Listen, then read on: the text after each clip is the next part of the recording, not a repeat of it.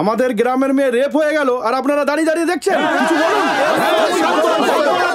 এভাবে কথা বলে কিন্তু আমরা কাজ করতে পারবো না। আরে কাজ করতে পারবো না মানে? আমাদের মেয়েকে এরকম করলে তো সমস্যা মিটবে না। দেখছেন তো মানুষটার কি অবস্থা। দেখুন, আমাদের কতগুলো বিষয় জানা দরকার। ম্যাডাম, ওর কি কোনো বয়ফ্রেন্ড ছিল? না, সেরকম তো কিছু জানা ছিল না। আপনার আরেক মেয়ে কোথায়? আসলে ও তো একটা জায়গায় কাজ করে, এখনো এসে পৌঁছয়নি, তবে খবর দেওয়া হয়েছে। আচ্ছা, আপনার মেয়ে আর ও কতদিনের বন্ধু? অনেক দিনের। ওরা একসাথেই পড়তো। ইনফ্যাক্ট আমি বদলি হয়ে যাব শুনেই দেখা করতে এসেছিল। যখন বেরোয় তখন কটা হবে, ওই 9টা কি 9:15। বৃষ্টি আসছিল, আমি ছাতা দিতে গেলাম, বললো না সাইকেল আছে চলে যাবে। আপনার বাড়িতে যতক্ষণ ও ছিল ততক্ষণ কোনো ফোন টোন? না, ওর তো কোনো মোবাইল ছিল না। সে কি, আজকালকার মেয়ে মোবাইল ইউজ করে না? ওর দিদি বলেছিল এবারে একটা ফোন কিনে দেবে। ও মারে, তুই এভাবে চলে গেলি রে মা। রাতে যখন ফিরলো না তখন অন্তত একটা মিসিং ডায়েরি করা উচিত ছিল আপনাদের। ও তো মাঝে মাঝে এরকম থেকে যেত, তাই ভাবলাম বৃষ্টি বলে হয়তো থেকে গেছে। আসলে একা মানুষ তো অতটা ভেবে উঠতে পারেননি।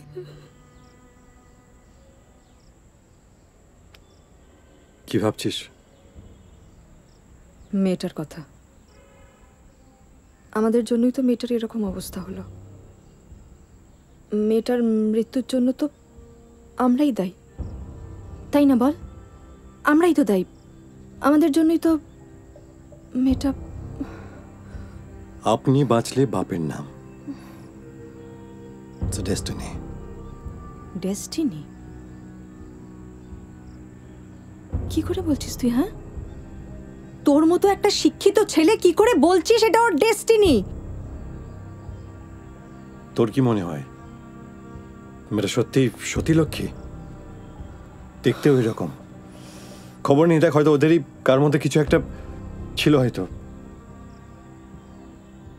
না না, ও খুব ভালো মেয়ে ছিল স্যার, কারোর সঙ্গে কোনো ঝামেলাই ছিল না। ভালো মেয়ে হলে কেউ এমনি এমনি। সেটা তো আপনারা খুঁজে বার করবেন, সেটা তো আপনাদের দায়িত্ব। একটা মেয়েকে রেপ করে মেরে ফেলা হলো আর আপনারা সেই মেয়েটার দিকেই আঙুল তুলছেন।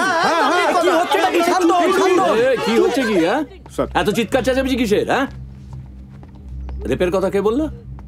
হ্যাঁ, আচ্ছা, তদন্ত না হলে, পোস্টমর্টম রিপোর্ট না পেলে কি করে বুঝবো যে রেপ হয়েছে না হয়েছে? হ্যাঁ, যান যান যান যান যান আর যান যান এখান থেকে। চলুন, আপনারা বাইরে চলুন। স্যার, খবর যখন তখন থেকে এসছি। স্যার, ওসি স্যারের সাথে একটু কথা ছিল। হ্যাঁ, কথা বলতে।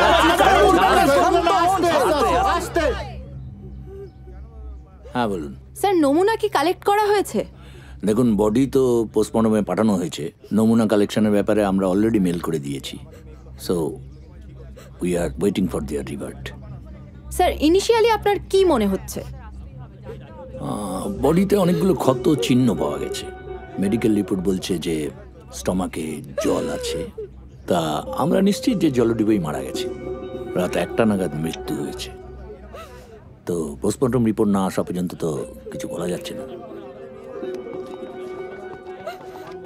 আজ সকালে কালনা বুড়ির খালের তেমাথার চর থেকে উদ্ধার করা হয়েছে নয়না মণ্ডলের ক্ষত বিক্ষত দেহ। পুলিশ তদন্ত শুরু করে দিয়েছে, সেই সঙ্গে বডি পোস্টমর্টমে পাঠানো হয়েছে। নমুনা কালেকশনের তারা আশ্বাসও দিয়েছেন। কালনা থেকে ক্যামেরায় অভির সাথে আমি সুমনা। খবর যখন তখন।